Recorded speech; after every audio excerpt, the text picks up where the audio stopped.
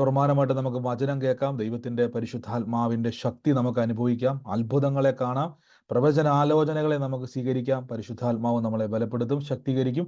ഒരുമിച്ച് നമുക്ക് ഏറ്റുപറയാം. കാൽവരി ക്രൂശിൽ കർത്താവ് എൻ്റെ പാപത്തെയും എൻ്റെ ശാപത്തെയും തൻ്റെ ശരീരത്തിൽ വഹിച്ചതിനാൽ ഞാൻ നീതിമാനും അനുഗ്രഹിക്കപ്പെട്ടവനുമാണ്. എൻ്റെ സഹായം ആകാശത്തെയും ഭൂമിയെയും ഉണ്ടാക്കിയ യഹോവയിൽ നിന്ന് വരുന്നു. യഹോവ എൻ്റെ ഇടയനാകുന്നു, എനിക്കൊന്നിനും മുട്ടുണ്ടാകത്തില്ല.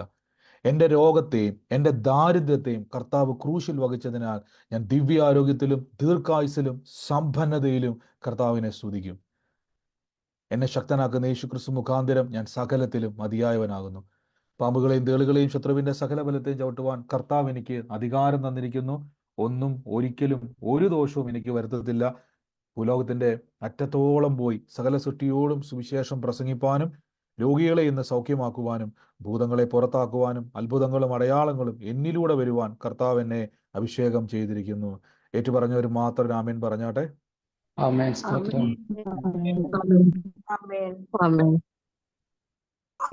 കർത്താവ് നമ്മളെ സഹായിക്കുമാറാകട്ടെ. ഇന്ന് ഫേസ്ബുക്കിൽ കാണുന്നവർക്ക് നിങ്ങൾക്ക് താഴെ ലിങ്ക് ഉണ്ട്, കമന്റിൽ തന്നെ ലിങ്ക് ഉണ്ട്, അതിൽ നിങ്ങൾക്ക് പ്രാർത്ഥനകളിൽ ജോയിൻ ചെയ്യാം. കർത്താവ് നമ്മളെ അനുഗ്രഹിക്കുന്ന വൻ കൃപകൾക്കായി ഞാൻ ദൈവത്തെ സ്തുതിക്കുന്നു. കർത്താവിൻ്റെ വചനത്തിൽ പറയുന്നത് പോലെ തന്നെ നമ്മൾ ഈ ദിവസങ്ങളിൽ കർത്താവിൻ്റെ സ്വഭാവത്തെ പറ്റിയാണ് നാം കേട്ടുകൊണ്ട് വരുന്നത്. ഇന്നലെ കേട്ടത് ആർക്കെങ്കിലും ഓർമ്മയുണ്ടോ? ജഡചിന്തകളിൽ വ്യാപരിക്കാതെ വാഗ്ദത്ത വചനങ്ങൾ വിശ്വസിച്ച് മുന്നോട്ട് പോവുക. ആമേൻ. നമ്മൾ ഇന്നലെ കേട്ടു അല്ലേ, ജഡത്തിൽ ചിന്തിക്കരുത്, അതിൽ കുടുങ്ങിപ്പോരുത്, നമ്മൾ ആത്മാവിൽ ചിന്തിക്കുന്നവരാകണം. അതിന് നമ്മളൊരു ഉദാഹരണം കേട്ടത് ആരെ പറ്റിയാണെന്ന് ഓർക്കുന്നുണ്ട്? ഒരു ഫാമിലിയെ പറ്റി ബൈബിളിൽ നിന്ന് കേട്ടായിരുന്നു, ഓർമ്മയുണ്ടോ? അബ്രഹാം പിതാവിനെയും സാറായും പറ്റി കേട്ടു. അവർ ദൈവത്തിൽ വിശ്വസിച്ചു. പക്ഷെ രണ്ടാമത് അബ്രഹാം എന്ത് ചെയ്തു? തന്റെ ഭാര്യയിൽ വിശ്വസിച്ചു. അവിടുന്ന് ദൈവം അവരെ പണിതെടുത്തു, അവരെ വിശ്വാസികളുടെ പിതാവാക്കി മാറ്റി. ഒടുവിൽ സാറാമിച്ചു പറഞ്ഞു, വാഗ്ദത്തം ചെയ്ത ദൈവം വിശ്വസ്തൻ. എന്നിട്ട് എന്ത് പ്രാപിച്ചവര്? ഓർമ്മയുണ്ടോ?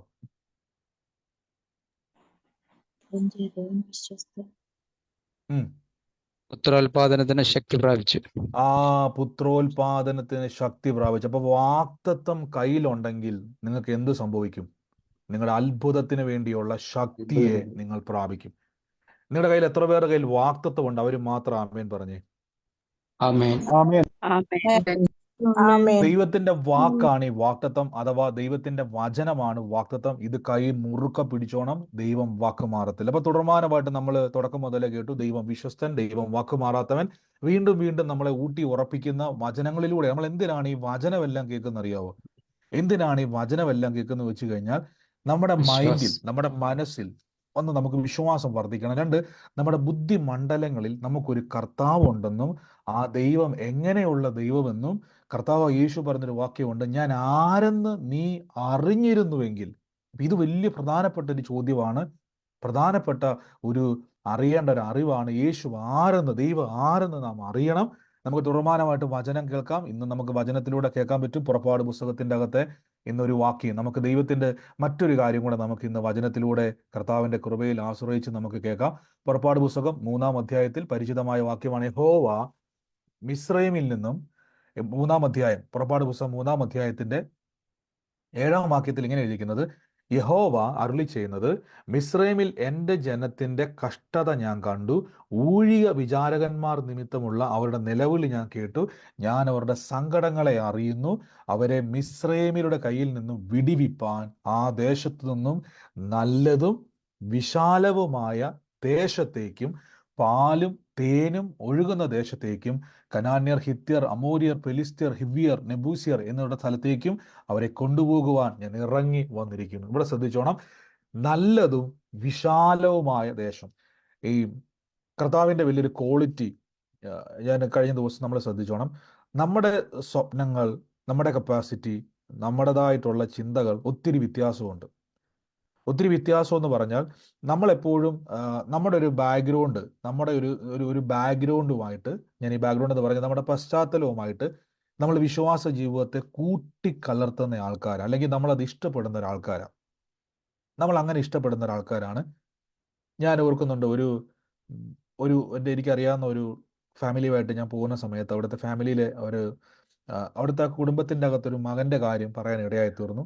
അവൻ പുറത്തു പോയി ഫുഡൊക്കെ കഴിച്ചു കഴിഞ്ഞാൽ അവൻ അവിടുന്ന് സാധാരണ ഇപ്പം നമ്മളൊക്കെ ആണെങ്കിൽ നോർമലി ഞാൻ ചെന്ന് കഴിഞ്ഞാൽ നമ്മൾ ആദ്യം ആ, ഒരു സ്വാഭാവിക ഒരു ചിന്ത ഞാൻ പറഞ്ഞത്, നമ്മളിപ്പോൾ നമ്മുടെ കയ്യിലുള്ള ഒരു പൈസയ്ക്ക് നമ്മളൊരു കയറുന്ന ഹോട്ടലുകൾക്ക് ഒരു വ്യത്യാസമുണ്ട് അല്ലേ. നമ്മളിപ്പോൾ നിങ്ങളിപ്പോൾ ഓടിച്ചെന്ന് ഒരിക്കലും ആരും ആ, എറണാകുളത്തുള്ളതോ കോട്ടയത്തുള്ളതോ വലിയ വലിയ വലിയ ഹോട്ടലുകളിൽ കയറി ഫുഡ് കഴിക്കാൻ നമ്മൾ എല്ലാവർക്കും ചിലപ്പോൾ കഴിഞ്ഞെന്ന് വരത്തില്ല. ഓരോരുത്തരുടെയും പോക്കറ്റിലിരിക്കുന്ന കാശിന്റെ കപ്പാസിറ്റി അനുസരിച്ചാണ് നമ്മൾ കയറുന്ന ഹോട്ടലുകളുടെ കപ്പാസിറ്റിയും ഏകദേശം അതേപോലെ. ഞാനിത് പറയാൻ കാരണം ഞാൻ ആരെയും അങ്ങോട്ടും ഇങ്ങോട്ടും താരതമ്യം ചെയ്യുമല്ല. ഇപ്പൊ ഞാനിപ്പോൾ പോയി കോട്ടയത്ത് ഞാൻ സ്ഥിരമായിട്ട് ആഹാരം കഴിക്കുന്ന ഒരു സ്ഥലം ഉണ്ടായിരുന്നു. അതൊരു ചെറിയ ഒരു കടയായിരുന്നു. ആ ചെറിയ കടയുടെ ഓപ്പോസിറ്റ് വലിയൊരു ഹോട്ടലുണ്ട്, ഭയങ്കര വലിയ ഹോട്ടലുണ്ട്. ആ ചെറിയ കടയിലിരുന്ന് ആഹാരം കഴിക്കുന്നത് ഞാൻ പറയും ഭയങ്കര സന്തോഷം. അത് ഭയങ്കര സന്തോഷം വേറൊന്നും കൊണ്ടൊന്നുമല്ല, ആ വലിയ കടയിൽ കയറാനുള്ള കപ്പാസിറ്റി എനിക്ക് ആ സമയത്ത് ഇല്ലാത്തതുകൊണ്ട് എൻ്റെ സന്തോഷവും എൻ്റെ തൃപ്തിയുമെല്ലാം ആ ഒരു ചെറിയ കടയിലാണ്. ആ വലിയ കടയിലോട്ട് നോക്കുമ്പോൾ എനിക്കൊരു അതിശയവും, അവിടെ കയറി കഴിക്കുക എന്ന് പറഞ്ഞാൽ വലിയ ബുദ്ധിമുട്ടാണ്, വലിയ ബുദ്ധിമുട്ടാണ്. അപ്പൊ ഇവിടെ എനിക്ക് ബുദ്ധിമുട്ടല്ല, കാരണം എൻ്റെ കപ്പാസിറ്റിക്ക് ചേരുന്നതാണ് ഈ കട, എൻ്റെ കപ്പാസിറ്റിക്ക് ചേരാത്തതാണ് ആ വലിയ കട. അപ്പൊ ആ വലിയ കട നോക്കുമ്പോഴൊക്കെ എനിക്ക് ഭയങ്കരമാകുന്ന ഒരു ആദി എന്ന് വേണേൽ പറയാൻ പറ്റും. അവിടെയൊക്കെ കയറി ആഹാരം കഴിക്കുക എന്ന് പറഞ്ഞാൽ ഭയങ്കര പാടാ. പക്ഷെ എന്നാ അവിടെ കയറി ആഹാരം കഴിക്കുന്നവരുമുണ്ട്. അവർക്ക് ചിലപ്പം ഞാനിരിക്കുന്ന കടയെ നോക്കിയിട്ട് വലിയ എന്താ പറയുന്നത് ഇഷ്ടം തോന്നത്തില്ലായിരിക്കാം. അത് അവരുടെ കപ്പാസിറ്റിയാണ്. ആരും അങ്ങോട്ടും ഇങ്ങോട്ടും താരതമ്യം ചെയ്യുന്ന ഒരു കപ്പാസിറ്റിയാണ്. ഇവിടെ ദൈവത്തിനൊരു കപ്പാസിറ്റി ഉണ്ട്, മനുഷ്യനൊരു കപ്പാസിറ്റി ഉണ്ട്. മനുഷ്യന്റെ കപ്പാസിറ്റിയും ദൈവത്തിന്റെ കപ്പാസിറ്റിയും ചേരുന്നത് ഒരിക്കലും നടക്കാത്ത കാര്യമാണ്. അതായത് നിങ്ങളുടെ സ്വപ്നവും ദൈവത്തിന്റെ സ്വപ്നവും ചേരത്തില്ല, ദൈവത്തിന്റെ സ്വപ്നങ്ങളും നിങ്ങളുടെ സ്വപ്നവും തമ്മിൽ ചേരത്തില്ല, ദൈവത്തിന്റെ പദ്ധതിയും നിങ്ങളുടെ പദ്ധതിയും തമ്മിൽ ഒരിക്കലും ചേരത്തില്ല. ബൈബിളിൽ ഒരു വാക്യം ഇങ്ങനെ പറയുന്നു, ആകാശം ഭൂമിക്ക് മീതെ ഇരിക്കുന്നത് പോലെ എൻ്റെ വിചാരങ്ങളല്ല നിന്റെ വിചാരങ്ങൾ. മനസ്സിലാകുന്നുണ്ടോ? അപ്പൊ വ്യത്യാസങ്ങളുണ്ട്. യെശയ്യാ പ്രവാചകൻ പറഞ്ഞു, ആകാശം ഭൂമിക്ക് മീതെ നിൽക്കുന്നത് പോലെ വ്യത്യാസമുണ്ട്, എൻ്റെ വിചാരങ്ങളല്ല നിന്റെ വിചാരങ്ങൾ. ഇവിടെ ദൈവം പറയുന്നത് കാരണം നല്ലതും വിശാലവുമായ ദേശം. ഓർത്തോണം, നല്ലതും വിശാലവുമായെന്ന് പറയുമ്പോൾ ഒന്ന് കണ്ണടച്ച് നമ്മുടെ മനസ്സിലേക്ക് നല്ലതെന്ന് വരുമ്പം നിങ്ങൾ ചിന്തിക്കുന്നതും റിലയൻസ് ഗ്രൂപ്പിലെ അംബാനി ചിന്തിക്കുന്നതുമായിട്ട് ഒത്തിരി വ്യത്യാസമുണ്ട്.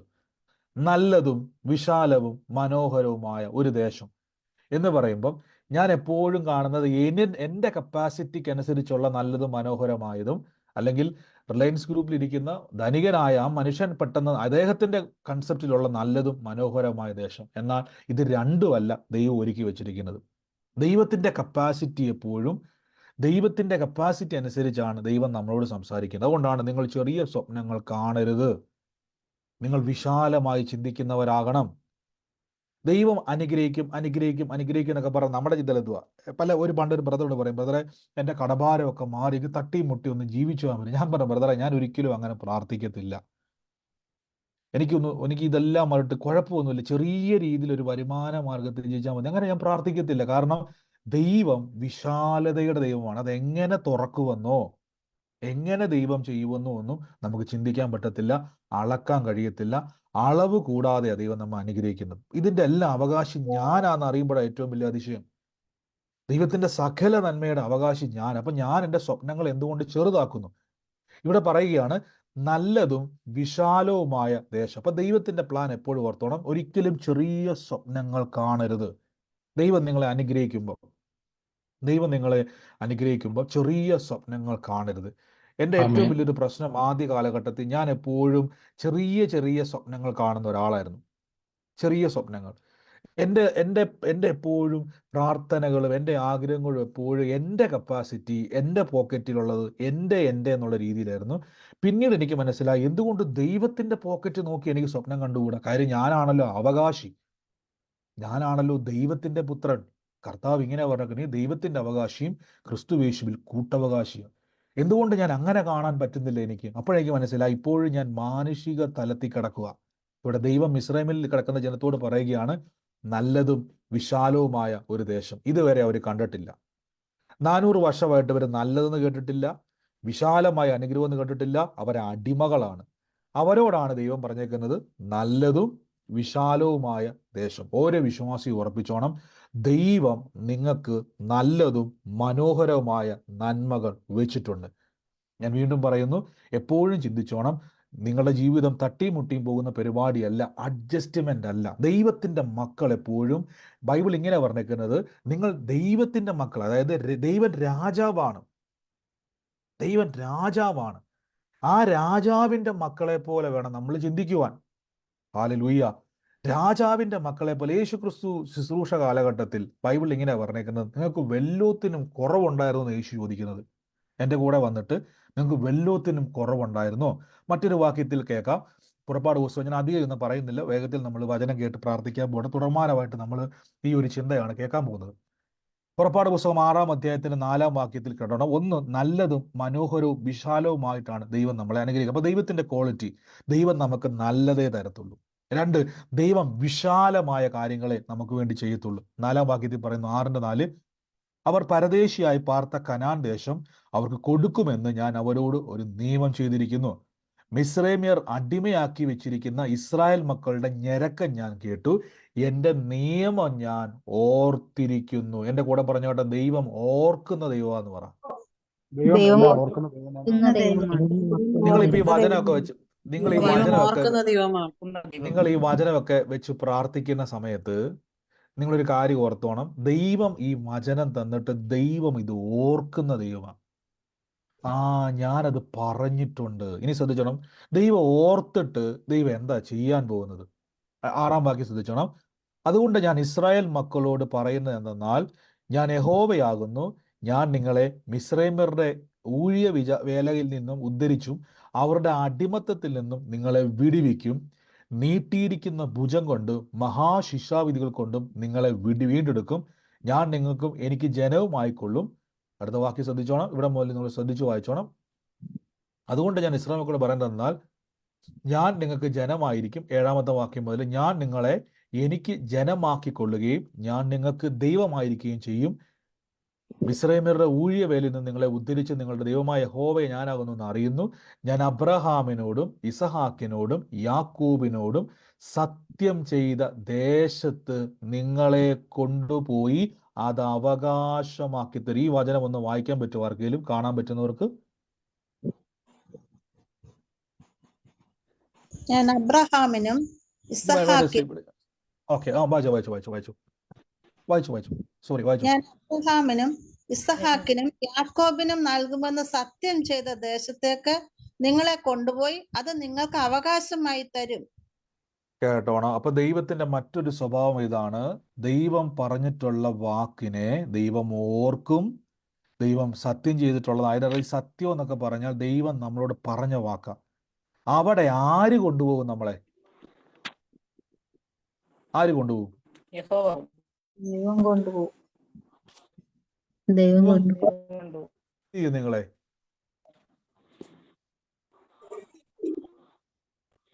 ദൈവം കൊണ്ടുപോയി എന്ത് ചെയ്യും? അവകാശമാക്കി തരും. ശ്രദ്ധിച്ചോണം, പ്രാർത്ഥിക്കുന്ന വ്യക്തിയോട് ഞാൻ പറയുകയാണ്, ദൈവം പറഞ്ഞ വാഗ്ദത്തം മുറുക്ക പിടിക്കാൻ തയ്യാറെങ്കിൽ ദൈവം നിങ്ങളെ കൊണ്ടുപോകും. ദൈവം നിങ്ങൾക്ക് അത് അവകാശമാക്കി തരും. ഇത് ദൈവത്തിന്റെ വേറൊരു സ്വഭാവമാണ്. ഇത് ഞാനൊരു വാക്ക് പറയാം, നിങ്ങൾ ഇവിടെ ശ്രദ്ധിച്ചു നോക്കിക്കോണം. ദൈവം കൊണ്ടുപോകും, ഞാൻ പോകണ്ട. ദൈവം അവകാശമാക്കി തരും, നിങ്ങൾ അവകാശമാക്കണ്ട. 2 കാര്യം ശ്രദ്ധിച്ചോണം. ദൈവത്തിന്റെ മറ്റൊരു സ്വഭാവമാണ്, ദൈവം ഒരു വാഗ്ദത്തം നിങ്ങൾക്ക് വചനം തന്നിട്ടുണ്ടെങ്കിൽ ദൈവം അത് കൊണ്ടുപോകും. ആ വാഗ്ദത്തത്തിലേക്ക്, ആ വചനത്തിന്റെ അനുഗ്രഹത്തിലേക്ക് ദൈവം നിങ്ങളെ കൊണ്ടുപോകും. ദൈവം നിങ്ങളെ കൊണ്ടുപോകും. 2-ാമത്തെ കാര്യം, ദൈവം നിങ്ങൾക്ക് അത് അവകാശമാക്കി തരും. ഇപ്പൊ നിങ്ങൾക്ക് മനസ്സിലായി, ഇതാ ദൈവത്തിന്റെ ഉറപ്പ്. ഇനി ശ്രദ്ധിച്ചോണം, നമുക്ക് ഉണ്ടാകുന്ന ഒരു സംഭവം താഴോട്ട് വരുമ്പോൾ ആ വാക്യത്തിൽ ഇങ്ങനെ എഴുതിയേക്കും, നമുക്കും പലപ്പോഴും ഉണ്ടാകുന്ന ഒരു സംഭവമാണ്. 9-ാം വാക്യം നോക്കിക്കോണം. ഞാൻ യഹോവയാകുന്നു. 9-ാം വാക്യം ശ്രദ്ധിച്ചു വായിച്ചോണം. ഞാൻ യഹോവയാകുന്നു. മോശ ഇങ്ങനെ തന്നെ ഇസ്രായേൽ മക്കളോട് പറഞ്ഞു, എന്നാൽ അവർ മനോവ്യസനം കൊണ്ടും കഠിന വേല കൊണ്ടും മോശയുടെ വാക്ക് കേട്ടില്ല. ശ്രദ്ധിച്ചോണം. അപ്പൊ മനോവ്യസനത്തിലിരിക്കുന്ന മിസ്രൈമിൽ കിടക്കുന്ന ജനം, കഠിന വേല നിമിത്തം കിടക്കുന്ന ജനം, അവര് മോശ യഹോവയുടെ അരുളിപ്പാടിനെ കേട്ടില്ല, അഥവാ മൈൻഡ് ചെയ്തില്ല. അതിന്റെ കാരണം, ഇവർക്ക് മനസ്സ് കല്ലായിട്ടിരിക്കുക. അവരുടെ മനസ്സ് ഇടിഞ്ഞിരിക്കുകയാണ്, മനോവ്യസനത്താൽ ഭാരപ്പെട്ടിരിക്കുകയാണ്, അടിമ വേല കൊണ്ട് അവർ സ്ട്രഗിൾ ചെയ്തിരിക്കുകയാണ്. അവർക്ക് ഈ വാക്ക് കേട്ടില്ല. ശ്രദ്ധിച്ചോണം, വാക്ക് കേട്ടില്ല. ഒന്നുകൂടെ ഞാൻ പറയാം, നമ്മുടെ മനസ്സ് അഥവാ മൈൻഡ്, മനോഭാവം എപ്പോഴും ശ്രദ്ധിച്ചോണം. കർത്താവിൻ്റെ വചനത്തിന് വിരുദ്ധമായിട്ട് നമ്മുടെ മനസ്സിനെ കവർന്ന് പുറകോട്ട് വലിക്കുക. അതായത് ദൈവം പറഞ്ഞിട്ടുള്ള വചനം, ഞാൻ നിങ്ങളോട് എപ്പോഴും പറയുന്ന ഒരു കാര്യമുണ്ട്, പ്രാർത്ഥന എന്നുള്ളത് നിങ്ങളുടെ ആവശ്യം. എൻ്റെ കൂടെ പറഞ്ഞോട്ടെ, പ്രാർത്ഥനയും കൂട്ടായ്മയും എൻ്റെ ആവശ്യമാണെന്ന് പറ. പ്രാർത്ഥനയും കൂട്ടായ്മയും എന്റെ ആവശ്യമാണ്. എന്റെ ആവശ്യമാണ്. പ്രാർത്ഥനയും കൂട്ടായ്മയും എന്റെ ആവശ്യമാണ്. ഒരിക്കൽ കർത്താവായ യേശു ക്രിസ്തു ഇങ്ങനെ പറയുന്നുണ്ട്, അപ്പം തിന്ന് അത്ഭുതം കണ്ട ആൾക്കാരോട് യേശു പറയുന്നുണ്ട്, നിങ്ങൾ എൻ്റെ പുറകെ വന്ന് അത്ഭുതങ്ങളും, അതായത് അപ്പം തിന്നതുകൊണ്ടല്ലേ, അത്ഭുതം കണ്ടതുകൊണ്ടല്ലേ എൻ്റെ പുറകെ വരുന്നേക്കുന്നത്. യേശു പറഞ്ഞു, ഞാൻ സാക്ഷാൽ അപ്പമാകുന്നു, ജീവന്റെ അപ്പമാകുന്നു, എന്നെ തിന്നുന്നവൻ ഒരു നാൾ. അങ്ങനെ പറഞ്ഞു കഴിഞ്ഞപ്പോഴേക്കും അവർ പറയും, ഇത് കഠിനവാക്കെന്ന് പറഞ്ഞു. എന്ന് പറഞ്ഞ് യേശുവിനെ വിട്ടേച്ച് അവർ പോയി. കർത്താവിന്റെ ശിഷ്യന്മാരിങ്ങനെ കറങ്ങി നിൽക്കുമ്പോൾ യേശു ചോദിച്ചു, നിങ്ങൾ എന്നാ പോകാത്തത്? അവർ പറഞ്ഞു, നിത്യജീവന്റെ മൊഴി നിന്നിലുണ്ട്, കർത്താവ് നിന്നെ വിട്ട് ഞങ്ങൾ പോകത്തില്ല. മനസ്സിലാകുന്നുണ്ടോ? മറ്റവരെല്ലാം അത്ഭുതത്തിന്റെ പുറകെ വന്ന, പക്ഷെ ഇവർക്ക് മനസ്സിലായി യഥാർത്ഥ അത്ഭുതം ക്രിസ്തുവ. അവരുടെ മൈൻഡ് സെറ്റപ്പിൽ, അവരുടെ മനസ്സിൽ. ഞാൻ ചോദിച്ചോട്ടെ, പത്രോസും യോഹന്നാനും ഒക്കെ അത്ഭുതം വേണ്ടാത്തവരാണോ? അവർക്കും എല്ലാം വേണം. പക്ഷെ അവർക്ക് മനസ്സിലായത് അത്ഭുതത്തെക്കാൾ ഉപരി അത്ഭുതം പ്രവർത്തിക്കുന്ന കർത്താവാണ് വലുത്. ആമേൻ. ഇവിടെ യഹോവയായ ദൈവം മോശ മുഖാന്തരം പറഞ്ഞു വിടുകയാണ്, ഞാൻ നിങ്ങൾക്ക് നല്ലതും മനോഹരമായ ദേശം എന്ന് പറയുക മാത്രമല്ല, ഞാൻ സത്യം ചെയ്ത കാര്യമാണിത്. ഞാൻ പറഞ്ഞു, ദൈവത്തിൻ്റെ ഒരു പ്രത്യേകത എങ്ങനെയാ? ദൈവം ഒരു കാര്യം പറഞ്ഞ് ഒരു വ്യക്തി അത് കേട്ടിട്ടുണ്ടെങ്കിൽ, ഒരു വ്യക്തി അത് വിശ്വസിച്ചുണ്ടെങ്കിൽ, ദൈവം ഇങ്ങനെ പുറകെ നടക്കും, നമ്മുടെ പുറകെ. പലപ്പോഴും നമ്മുടെ മനസ്സ് കഠിനപ്പെട്ടു പോയത് കൊണ്ടും, നമ്മുടെ മനസ്സ് ഇങ്ങനെ ആവശ്യമില്ലാത്ത കാര്യങ്ങൾ കൊണ്ട് ഇങ്ങനെ നിറഞ്ഞിരിക്കുന്നത് കൊണ്ടും ദൈവത്തിലേക്ക് നമുക്ക് ഫോക്കസ് ചെയ്യാൻ കഴിയത്തില്ല. ഇവിടെ ശ്രദ്ധിച്ചോണം, മനോവ്യസനം കൊണ്ടും കഠിനമായ വേല കൊണ്ടും മോശയുടെ വാക്ക് അവർ കേട്ടില്ല. അപ്പം നമ്മുടെ മൈൻഡ് പലപ്പോഴും കർത്താവ് പറയുന്നത് കേൾക്കാതിരിക്കാൻ തക്കവണ്ണം തിരിയാനും മറിയാനും ഒക്കെ സാധ്യതയുണ്ട്. അതുകൊണ്ടാണ് കർത്താവ് ഹൃദയം കലങ്ങിപ്പോകരുത്. ബൈബിളിൽ പലയിടങ്ങളിൽ പറഞ്ഞിട്ടുണ്ട്, മനസ്സ് തകരുക എന്നൊക്കെ പറഞ്ഞു. നമ്മൾ എപ്പോഴും ഓർത്തോണം, ദൈവത്തിൻ്റെ വാഗ്ദത്തങ്ങൾ ദൈവം ചെയ്യുമെന്നുള്ളതിന് ആകെ നമുക്ക് കിട്ടിയേക്കുന്ന ഒരു പ്രൂഫ് ബൈബിളാണ്. വേറെ ഒരു തെളിവുമില്ല. നമുക്കറിയാം, ഇന്ന് നിങ്ങൾക്ക് റേഷൻ കടയിൽ നിന്ന് അരി കിട്ടുമോ എന്നുള്ളതിന് തെളിവ് എന്നാന്ന് വെച്ചാൽ കുറേ അരിച്ചാക്ക് എവിടെയുണ്ട്. റേഷൻ കടയിൽ ചെല്ലുമ്പോൾ നമുക്ക് എന്നാ കാണാൻ പറ്റും? കാലിച്ചാക്ക് കാണാൻ പറ്റുമോ? റേഷൻ കടയിൽ ചെല്ലുമ്പം നിങ്ങൾക്ക് അവിടുന്ന് ഒരു അരി ഉണ്ടെന്നും നിങ്ങൾക്ക് അവിടുന്ന് ഒരു പഞ്ചസാര ഉണ്ടെന്നും ഉള്ളതിന് ഏറ്റവും വലിയ തെളിവ് എന്നാന്ന് ചോദിച്ചാൽ ആ നിറഞ്ഞിരിക്കുന്ന ചാക്കുകളാണ്. അതിൻ്റെ അകത്ത് ധാന്യമുണ്ട്, അരിയുണ്ട്. ഇതൊരു പ്രൂഫാണ്. എന്നാൽ ബൈബിളിൽ എഴുതപ്പെട്ടിരിക്കുകയാണ്, ദൈവം അത്ഭുതം ചെയ്യും, ദൈവം സൗഖ്യമാക്കും, ദൈവം നിങ്ങളെ ഉയർത്തും, നിങ്ങളുടെ സ്ഥിതി മാറ്റും, നിങ്ങൾക്ക് നിത്യജീവനുണ്ട് എന്നൊക്കെ പറയുമ്പോൾ ഇതിൻ്റെ അകത്ത് ആകെ നമുക്കറിയാവുന്ന മലയാളത്തിൽ എഴുതപ്പെട്ടതും ഇംഗ്ലീഷ് എഴുതപ്പെട്ടതും പല ഭാഷയിൽ എഴുതപ്പെട്ട കുറേ വാക്കുകൾ മാത്രമാണ്. ഒരനുഗ്രഹവും, നിങ്ങൾ ഏതെങ്കിലും ഒരു അനുഗ്രഹം ബൈബിളിൽ കാണാൻ പറ്റുമോ? നിങ്ങൾ സൗഖ്യത്തെ ബൈബിളിൽ കാണാൻ പറ്റുമോ? ഞാൻ പറഞ്ഞേക്കുന്നത് മനസ്സിലാകുന്ന വെച്ച് കഴിഞ്ഞാൽ, ഇപ്പം അരിയെന്ന് പറയുന്ന ഒരു ചാക്കിൻ്റെ അകത്ത് കെട്ടിവെച്ചേക്കുന്ന റേഷൻ കടയിൽ നമുക്ക് കാണാൻ പറ്റും, എനിക്ക് അരി കിട്ടും എന്നതുള്ള നമുക്കൊരു പ്രൂഫ് ഉണ്ട് അല്ലേ? എൻ്റെ റേഷൻ കാർഡിൽ എനിക്ക് 5 കിലോ അരി കിട്ടും എന്നുള്ളതിന് റേഷൻ കാർഡിലുള്ളത് എനിക്ക് കാണാൻ പറ്റും, ചാക്കിൻ്റെ അകത്തിരിക്കുന്നത്. യേശു ക്രിസ്തുവിൽ എനിക്കൊരു സൗഖ്യമുണ്ടെന്നുള്ളത് ബൈബിളിൽ കാണാൻ പറ്റുമോ? സൗഖ്യം കാണാൻ പറ്റുമോ? നമുക്ക് വചനം കാണാൻ പറ്റും, സൗഖ്യം കാണാൻ പറ്റുമോ? ഇല്ല. ഇല്ല. ഇപ്പൊ ഞാൻ പറയാം, നിങ്ങളുടെ സാമ്പത്തിക അനുഗ്രഹം, സാമ്പത്തികമായിട്ട് ഉദാഹരണങ്ങൾ ഞാൻ പറഞ്ഞ നമ്മളുമായിട്ട് റിലേറ്റഡ് ആയിട്ടുള്ള കാര്യങ്ങളായിട്ട് പറയുന്നുണ്ട്, പെട്ടെന്ന് മനസ്സിലാകുന്നത്. ഇപ്പം നിങ്ങൾക്ക് ഞാൻ നിത്യജീവനെ പറ്റി പറഞ്ഞ, നിത്യജീവൻ എങ്ങനെ ഇരിക്കും നമുക്ക് അറിയാത്തതുകൊണ്ട്, എങ്ങനെയാണ് അവിടുത്തെ ലൈഫ് സ്റ്റൈൽ ബൈബിളിലുണ്ട്, പക്ഷെ നമ്മുടെ ഭൂമിയുമായിട്ടൊന്നും കമ്പയർ ചെയ്യാൻ കഴിയാത്തത് കൊണ്ട് നമുക്ക് മനസ്സിലാകുന്ന രീതിയിൽ ഉദാഹരണങ്ങളാണ് ഞാൻ പറയുന്നത്. ഇപ്പം നിങ്ങളുടെ കടഭാരം മാറി ഫിനാൻഷ്യൽ ബ്രേക്ക് ത്രൂ, സാമ്പത്തിക നന്മ ഉണ്ടാകുമെന്ന് പറയുമ്പോൾ നോട്ടുകെട്ടുകൾ ബൈബിളിൽ കാണാൻ പറ്റുമോ? കാണാൻ പറ്റുമോ? ഇല്ല. നമുക്ക് കാണാൻ പറ്റുന്ന ഒരു ഫോം എന്ന് വെച്ച് കഴിഞ്ഞാൽ അക്ഷരങ്ങൾ മാത്രമാണ്. ഇതുകൊണ്ടാണ് അവർക്ക് എന്ത് സംഭവിച്ചത്? മോശ ഇന്നും ഇങ്ങനെ ഒന്ന് പറയുമ്പോൾ ഇച്ചിരി അവിടുന്ന് കുറച്ച് പാലും തേനും മുട്ടയും അവിടുത്തെ നന്മകളും ഒക്കെ ആയിട്ട് വന്ന് ഇതുകൊണ്ടോ നമുക്കറിയാം, അവിടുത്തെ മുന്തിരിക്കൊല ചുമന്നുകൊണ്ട് പോയ ആൾക്കാരുടെ എണ്ണം നിങ്ങൾക്ക് അറിയാവോ? ഈ പറയുന്ന കനാൻ ദേശത്തിലെ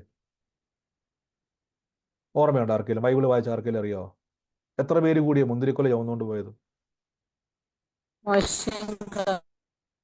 അല്ല, മുന്തിരിക്കൊല കനാൻ ദേശത്തിലെ മുന്തിരിക്കൊല ചുമന്നുകൊണ്ട് പോയ ആൾക്കാരുടെ എണ്ണം പറയാൻ പറ്റുമോ?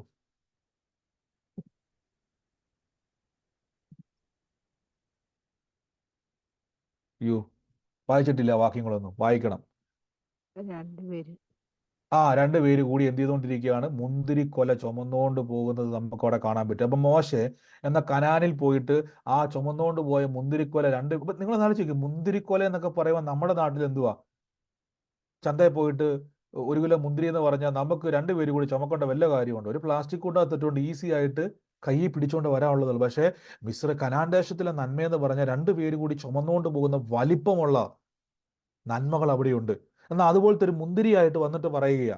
ഇനി പാലും തേരൊഴുകുന്ന ഒരു ദേശത്തിന്റെ ഒരു വീഡിയോ ഫുട്ടേജ് എടുത്തുകൊണ്ട് വന്നിട്ട് കാണിച്ചിട്ട് പറഞ്ഞാൽ അവർ മനം തിരിയാൻ സാധ്യതയുണ്ടോ ഇല്ലയോ? നിങ്ങൾ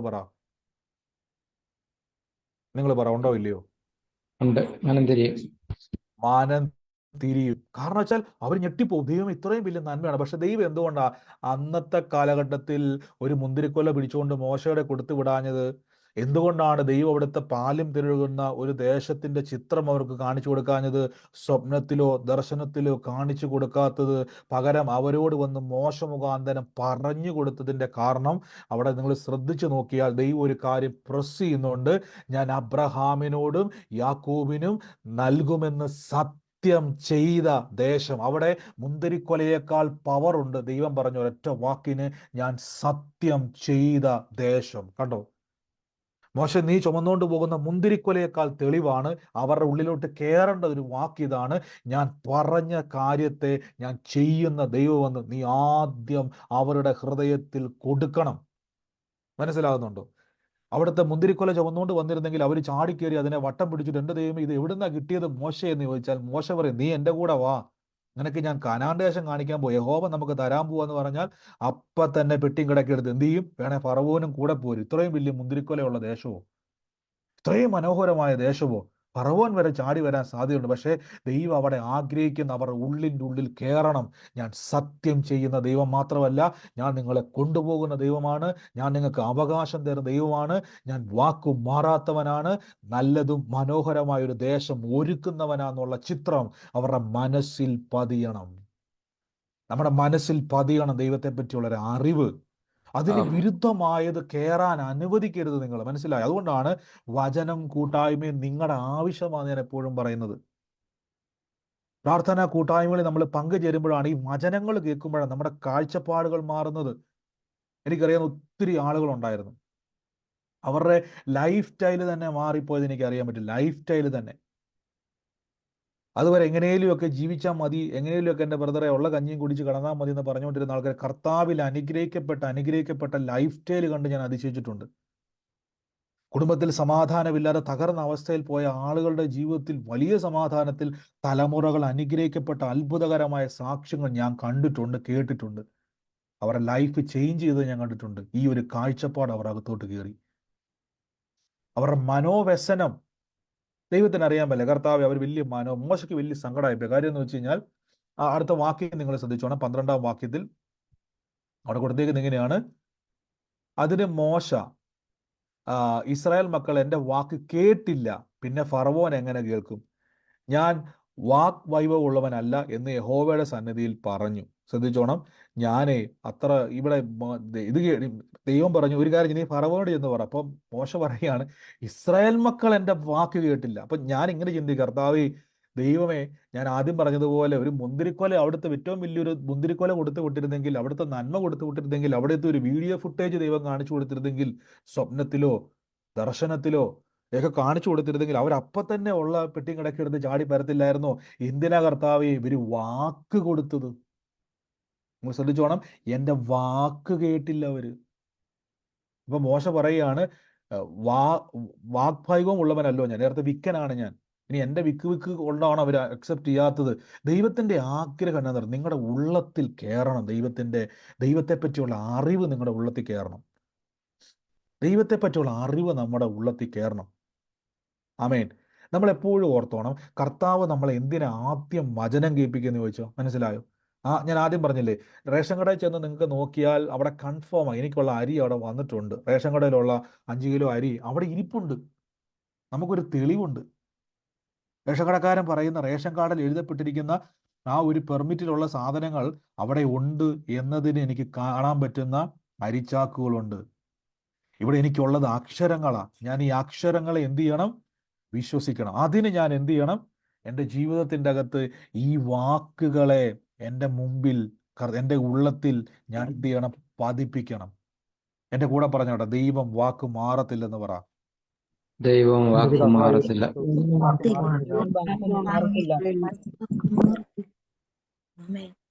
ആമേൻ. നിങ്ങൾക്കൊരു കാര്യം വാക്ക് അറിയാമോ? മാറത്തില്ല. നിങ്ങൾക്കൊരു കാര്യം അറിയാവോ? കർത്താവ് യേശു ക്രിസ്തു നമ്മളെക്കാളും വിശ്വാസമുള്ള ഒരാളാരാന്ന് വെച്ച് കഴിഞ്ഞാൽ പിശാശ.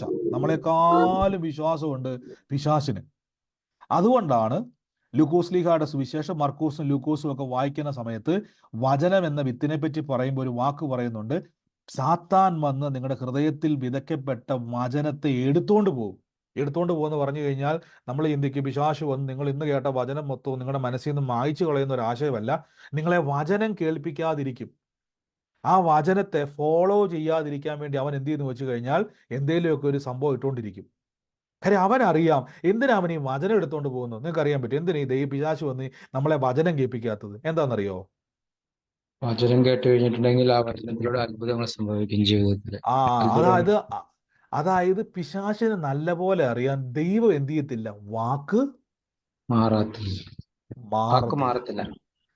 അതുകൊണ്ടാണ് അവൻ വന്ന് നിങ്ങളെ വചനം കേൾപ്പിക്കുക. നല്ല വചനം കേൾപ്പിക്കാത്തതിന്റെ മെയിൻ കാര്യം ഇപ്പൊ മനസ്സിലായോ? അവൻ അറിയാം ദൈവം, നമുക്കാണ് വിശ്വാസമില്ല, നമ്മളാ ഏറ്റവും വലിയ മണ്ടന്മാർ, നമുക്ക് ആ വിശ്വാസം ഇല്ലാത്തത്. പിശാചിന് നല്ല വിശ്വാസമാണ്. ഒരു വ്യക്തി വചനം കേട്ടാൽ അവൻ ആ വചനത്തിൽ ഒന്ന് കയറി പിടിച്ചാൽ അവന്റെ ജീവിതം മാറിയിരിക്കും. കാര്യം എന്താണെന്നറിയാവോ? ദൈവം വാക്ക് മാറത്തില്ല. അവൻ ആ വചനത്തെ ഏറ്റെടുത്ത് വിശ്വസിച്ച് കർത്താവിൽ ഒന്ന് ഉറയ്ക്കാൻ തയ്യാറായി കഴിഞ്ഞാൽ ഉറപ്പാണ് ദൈവം അവന്റെ സ്ഥിതികളെ ആ വചനത്താൽ മാറ്റിയിരിക്കും. അതുകൊണ്ട് എന്ത് ചെയ്യുന്നു വെച്ച് കഴിഞ്ഞാൽ വചനം കേൾപ്പിക്കത്തില്ല. പണ്ടൊരു ആൻറ്റി എപ്പോഴും പറയുമായിരുന്നു, ബ്രദറെ, പ്രാർത്ഥനയ്ക്ക് വരുന്ന സമയത്ത് എപ്പോഴും മകൻ ആ സമയമാകുമ്പോൾ, ഒരു ചെറിയ കൂട്ടായ്മയാണോ, മകൻ ആ സമയമാകുമ്പോൾ എല്ലാ ദിവസവും ഇറച്ചി മീനുമായിട്ട് വരും. വൈകുന്നേരം ജോലിയും കഴിഞ്ഞ് കറക്റ്റ് ആ സമയത്തോട്ട് വരും. കറക്റ്റ് സമയത്ത് വരുമ്പോൾ എങ്ങനെയാ ബ്രദറെ ആ മോൻ ഇങ്ങനെ കൊണ്ടുവരുമ്പം കറി വെച്ച് കൊടുക്കാതിരിക്കുന്നത് എന്നും പറഞ്ഞുകൊണ്ട് ആ സമയമാകുമ്പോൾ, പ്രാർത്ഥനയുടെ ആ ഒരാഴ്ചയിൽ ആ സമയമാകുമ്പോൾ എല്ലാ ദിവസവും മകൻ ഇറച്ചിയായിട്ട് വരും. അപ്പോൾ പറയും, ബ്രദറെ എന്നാ ചെയ്യാൻ, അവനത് കൊണ്ടിരുന്നോണ്ട് എനിക്ക് വചനം കേൾക്കാൻ പറ്റുന്നില്ല, എനിക്ക് വലിയ ആഗ്രഹം. ഞാൻ ചോദിച്ചു, അപ്പോൾ എന്നോട് ബ്രദറെ, കർത്താവല്ലേ ആഹാരമൊക്കെ തരുന്നത്, നമുക്ക് എന്നെ കളയാൻ പറ്റും? അപ്പം ഞാൻ ചിരിച്ചങ്ങോട്ട് ചോദിച്ചു, കർത്താവല്ലേ ഫ്രിഡ്ജ് തന്നിരിക്കുന്നത്? വലിയ മുഴുത്തൊരു ഫ്രിഡ്ജ് വീട്ടിലുണ്ട്. അപ്പം ഈ ഇറച്ചിയും മീനും തന്ന അതേ കർത്താവ് തന്നെ ഫ്രിഡ്ജും തന്നിരിക്കുന്നത്. 1 മണിക്കൂർ അതെടുത്ത് ഫ്രിഡ്ജിൽ വെച്ചിട്ട് പ്രാർത്ഥന കേട്ട് വചനത്തിൽ ബലപ്പെടാൻ അതിന് ശേഷം തിരിച്ചു വന്നാൽ 1 മണിക്കൂർ കഴിഞ്ഞ് പോയി ഉണ്ടാക്കിയാലും നമുക്ക് എന്ത് ചെയ്യാൻ പറ്റും? കഴിക്കാൻ പറ്റും. പക്ഷേ ഒരു തന്ത്രം അവിടെ ഉപയോഗിക്കുവാണ്. ആ പ്രാർത്ഥനയുടെ സമയത്ത് എന്ത് ചെയ്യുക? നമ്മളെ ഒന്ന് മാറ്റാൻ നോക്കുക. എന്തിനാണെന്നറിയാം? അവിടെ വന്നാൽ ഈ വചനം കേൾക്കും. ആമേൻ. ഈ വചനം കേട്ടാൽ, ഇതുകൊണ്ടാണ് ഇവിടെ പറഞ്ഞിരിക്കുന്നത്, മോശ മുഖാന്തരം ജനത്തോട് ദൈവം കമ്മ്യൂണിക്കേറ്റ് ചെയ്യുക. മോശ വന്നിട്ട് പറയാം, കർത്താവ്, ഞാൻ ഈ വിക്കി പറഞ്ഞുകൊണ്ടാണ്, നീ വിക്കി പറയണം, ഇനിയും നീ പറയണം. എന്നാലോചിച്ച് നോക്കി, ഇനിയും നീ പറയണം, ഞാൻ നിന്റെ കൂടെ ഇരിക്കും. ആദ്യം ദൈവം 10 ബാധയെ, നിങ്ങൾ മുന്നോട്ട് വായിക്കാൻ പറയാം, ദൈവം 10 ബാധയെ വിട്ടില്ല, ഫറവോനെ സന്ദർശിക്കാൻ പോയില്ല, ആ ദേശത്തെ ഇളക്കിയില്ല. ആദ്യം ദൈവം അവരോട് പറഞ്ഞെന്നറിയാവോ? ഞാൻ സത്യം ചെയ്ത ദേശം, ഞാൻ പറഞ്ഞ വാക്ക്, ഞാൻ മാറാത്തവൻ, ഞാൻ നല്ലതും. ഇത് ആദ്യം ദൈവം പറഞ്ഞിട്ടാണ് പിന്നെ അടയാളങ്ങൾ ചെയ്യുന്നത് പോലും. ആദ്യം ദൈവത്തിന് അടയാളം ചെയ്തിട്ട് എന്ത് ചെയ്യായിരുന്നു? പറയായിരുന്നു. ആദ്യം ദൈവം പറഞ്ഞതിന് ശേഷമാണ് അവരോട് രണ്ടാമതാണ് ദൈവപ്രവൃത്തി ചെയ്യാൻ തുടങ്ങിയത്. അതിന്റെ കാരണം അവരുടെ ഉള്ളിലേക്ക് ഇത് കയറണം. ഞാൻ പറഞ്ഞ വാക്കിനെ പാലിക്കുന്നവനാണ്. നമുക്ക് ഒരുമിച്ച് പ്രാർത്ഥിക്കാം. ഈ ദിവസങ്ങളിൽ തുടർമാനമായിട്ട് നമുക്ക് ഈ ചിന്തകളിലേക്ക് പരിശുദ്ധാത്മാവ് നമ്മളെ കൊണ്ടുപോകും.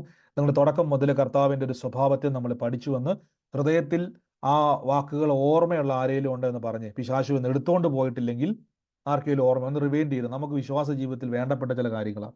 ഒന്നാമത് നമ്മൾ കേട്ടത് തന്നെയായിരുന്നു ആദ്യത്തെ ദിവസം ജഡിക ചിന്തകളിൽ വ്യാപരിക്കരുത്. ഇന്നലെ നമ്മൾ കേട്ടു. മിനിഞ്ഞാന്ന് കേട്ടതോ? മിനിഞ്ഞാന്ന് കേട്ടത് വിശ്വസിച്ചാൽ ദൈവമഹത്വം നാം കാണും. ആമേൻ. അതിന് മുമ്പ് കേട്ടതോ? അവിടെ മുതലാണ് നമ്മൾ ആരംഭിച്ചത്. അതിനു മുമ്പ് കേട്ടത് സുവിശേഷത്തിൽ ദൈവത്തിന്റെ മഹത്വം. സുവിശേഷത്തിൽ ദൈവത്തിന്റെ, ഓക്കെ, നമ്മൾ നമ്മൾ തുടക്കം മുതലേ കേട്ടു വന്നു യേശു ക്രിസ്തുവിന്റെ ഒരു നേച്ചർ. നമ്മൾ തുടങ്ങിയത് ഇവിടെ നിന്നാണ്. അവൻ വിടുവിക്കുന്ന ദൈവം. ജഡത്തിന്റെ ചിന്ത മൂലം നമ്മൾ തുടങ്ങി. ജഡത്തിന്റെ ചിന്ത മൂലം നമ്മൾ ആരംഭിച്ചത്. നമ്മുടെ സ്പിരിച്വൽ, നമ്മൾ ആത്മീയമായിട്ടാണ് കാര്യങ്ങളെ കണക്ട് ചെയ്യുന്നത്. ദൈവം വിടുവിക്കുന്നവനാണ് നമ്മൾ തുടങ്ങി. അവൻ വാക്ക് മാറാത്തവനാണ്. അങ്ങനെ വന്ന് നമ്മളിപ്പോൾ വന്ന് എത്തിച്ചേർന്നിരിക്കുന്ന സംഭവമാണ് താൻ പറഞ്ഞതിലേക്ക് ദൈവം കൊണ്ടുപോകും. നമ്മൾ ആ വാക്ക് നിങ്ങൾ ശ്രദ്ധിച്ചായിരുന്നോ? ഞാൻ നിങ്ങളെ കാണിക്കുമെന്ന് പറഞ്ഞ ദേശത്തേക്ക് നിങ്ങളെ എന്ത് ചെയ്യും? നിങ്ങളെ കൊണ്ടുപോയി അവകാശം തരും. അപ്പൊ ഒരു വചനം നമുക്ക് ദൈവം തന്നിട്ടുണ്ടെങ്കിൽ ആ വചനത്തിലേക്ക് ആര് കൊണ്ടുപോകും? ആരവകാശം തരും? ദൈവാവകാശം. അപ്പൊ നാളെ നമുക്ക് കേൾക്കാം എങ്ങനെയാണ് നമ്മൾ ഈ ദൈവത്തിന്റെ സ്വഭാവമായിട്ട് നമുക്ക് എങ്ങനെ കണക്ട് ആകാം എന്നുള്ളത് നമുക്ക് അടുത്ത ദിവസങ്ങളിൽ തുടർമാനമായിട്ട് കേൾക്കാം. അപ്പൊ ഇത്രയും നിങ്ങൾ കേട്ടപ്പോൾ എനിക്ക് തോന്നുന്നു നിങ്ങൾക്ക് ഏകദേശം ഈ ദിവസങ്ങളിൽ പ്രാർത്ഥിക്കുമ്പോൾ ഒരു കോൺഫിഡൻസ് കിട്ടിയെന്ന് ഞാൻ വിശ്വസിക്കുന്നു. ഇത് ക്ലിയർ ആയിട്ട് വേണം നാം ദൈവസന്നിധിയിൽ പ്രാർത്ഥിക്കാൻ. അങ്ങനെ പ്രാർത്ഥിക്കുമ്പം നമ്മുടെ ജീവിതത്തിൽ ദൈവപ്രവർത്തികൾ വരുന്നത് കാണാം. ഉറപ്പിച്ച് ഞാൻ പറഞ്ഞു, ദൈവപ്രവർത്തികൾ വരും. സാക്ഷ്യങ്ങൾ നമുക്ക് ബലമാണ്. ദൈവം ചെയ്യുന്ന പ്രവർത്തികൾ നമുക്ക് ഉറപ്പ് തരുന്നതാണ്. നമുക്ക് മുന്നോട്ട് പിന്നെയും പ്രാർത്ഥിക്കാം. സ്വർഗീയ നല്ല പിതാവേ, എൻ്റെ കൂടെ ഇന്ന് പ്രാർത്ഥിച്ചിട്ട് വാക്ക് മാറാത്ത ദൈവം, രോഗികളായി ഭാരപ്പെടുന്നവരുണ്ടെങ്കിൽ എൻ്റെ കൂടെ ഇന്ന് പ്രാർത്ഥിച്ച് യേശുവിൻ്റെ തിരുമുറിവിനാൽ എനിക്ക് സൗഖ്യം വന്നിരിക്കുന്നു. ഇന്ന് ഈ നിമിഷം ഞാൻ ആ സൗഖ്യത്തെ സ്വീകരിക്കുന്നു. സ്പിരിറ്റ് ഓഫ് ഹീലിങ്ങിനെ, രോഗസൗഖ്യത്തിൻ്റെ ആത്മാവിനെ ഞാൻ ഇപ്പോൾ റിലീസ് ചെയ്യുന്നു. വചനം പറയുന്നത് spirit of healing, spirit of miracle, spirit of prophecy, ഇതെല്ലാം നമുക്കുള്ളതാണ്. ഇതിനെ ഒന്ന് ഉപയോഗിച്ചാട്ടെ. യേശുവിൻ്റെ നാമത്തിൽ ഞങ്ങൾ പ്രാർത്ഥിക്കുന്നു. ഈ നിമിഷം തന്നെ കർത്താവായ യേശുവിൻ്റെ നാമത്തിൽ പ്രാർത്ഥിക്കുന്നു. പരിശുദ്ധാത്മാവേ, ഇപ്പോൾ തന്നെ സൗഖ്യങ്ങൾ നടക്കുന്നു. രോഗത്തിൻ്റെ മേൽ ജയമുണ്ട്, ശാപത്തിൻ്റെ മേൽ ജയമുണ്ട്, ദാരിദ്ര്യത്തിൻ്റെ മേൽ ജയമുണ്ട്, ഞെരുക്കത്തിൻ്റെ മേൽ ജയമുണ്ട്. ഇപ്പോൾ വിശാലതയെ കൽപ്പിക്കുന്നു, നന്മയെ കൽപ്പിക്കുന്നു, ഉയർച്ചയെ കൽപ്പിക്കുന്നു, മാന്യതയെ കൽപ്പിക്കുന്നു, സമൃദ്ധിയെ കൽപ്പിക്കുന്നു. ഈ നിമിഷം തുറന്നു വരട്ടെ. യേശുവിൻ്റെ നാമത്തിൽ റിലീസ് ചെയ്യുന്നു. യേശു തന്ന അധികാരത്തെ ഞങ്ങൾ റിലീസ് ചെയ്യുന്നു. കർത്താവിൻ്റെ നാമത്തിൽ ഞങ്ങൾ ഇന്ന് പ്രാർത്ഥിക്കുന്ന പരിശുദ്ധാത്മാവിൻ്റെ കൃപ ഇന്ന് ചൊരിയുന്നല്ലോ. ദൈവാത്മാവിൻ്റെ കൃപ ഇന്ന് ഓരോ വ്യക്തികളുടെ ജീവിതത്തിൽ ചൊരിയുന്നല്ലോ. ഞങ്ങളിത് പ്രാർത്ഥിച്ച് അനുഗ്രഹിക്കുന്നു, പ്രാർത്ഥിച്ച് സൗഖ്യമാക്കുന്നു, അത്ഭുതത്തെ റിലീസ് ചെയ്യുന്നു. യേശുവിൻ്റെ അധികാരമുള്ള നാമത്തിൽ തന്നെ. ആമേൻ.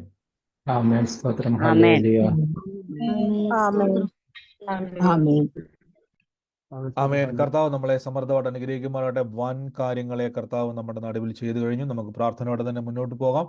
ഈ സമയത്ത് ആർക്കെങ്കിലും സാക്ഷ്യം പറയുവാനുണ്ടെങ്കിൽ പറയാനുള്ള സമയമാണ്. ഉള്ളവരാരെങ്കിലും ഉണ്ടെങ്കിൽ പറഞ്ഞാട്ടെ. നമ്മൾ വിശ്വാസ പ്രഖ്യാപനങ്ങൾ ഏറ്റു പറയാൻ വേണ്ടി പോവാണ്. ഉള്ളവരുണ്ടെങ്കിൽ പറഞ്ഞാട്ടെ. ഹലോ ബ്രദറെ. പറഞ്ഞു ബ്രദറെ.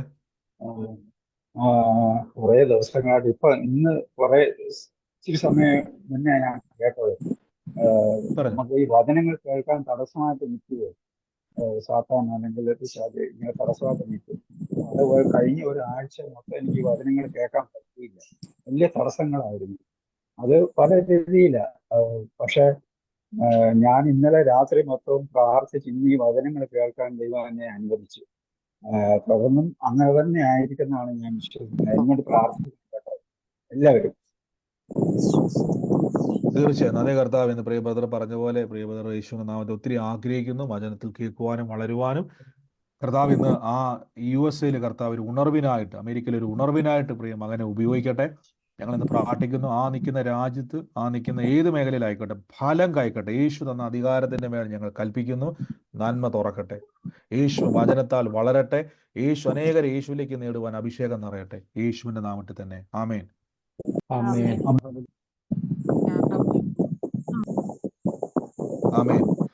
മറ്റാരെങ്കിലും ഉണ്ടോ? ആമേൻ. ബ്രദറെ, എനിക്കൊരു സാക്ഷ്യമുണ്ട്. തീർച്ചയായും പറഞ്ഞു.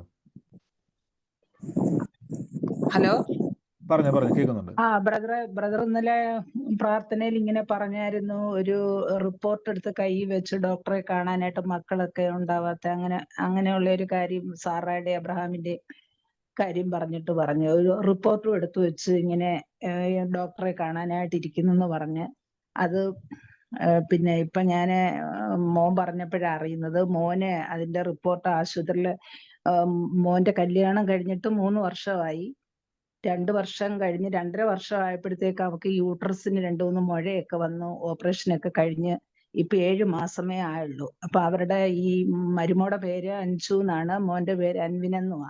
അപ്പൊ ഇവരുടെ അപ്പനും അമ്മയും കൂടെ പിന്നെ മക്കളുണ്ടാവുന്നില്ല എന്നും പറഞ്ഞ് അവര് അതിന്റെ വിഷയത്തിലൊക്കെ മോനെയും ഞങ്ങളെ എല്ലാം ഇങ്ങനെ ആക്ഷേപിച്ചും ഒക്കെ ഇരുന്ന് മോനെ ഇങ്ങനെ ഹോസ്പിറ്റലിൽ കാണിക്കണമെന്നൊക്കെ പറഞ്ഞ് അവര് വന്നു. പക്ഷെ അങ്ങനെ പോയില്ല. മോൻ പറഞ്ഞ അത് ഞങ്ങൾ രണ്ടുപേരുടെ പൊക്കോളാന്ന് പറഞ്ഞ് അങ്ങനെ മോൻ ഹോസ്പിറ്റലിൽ പോയി.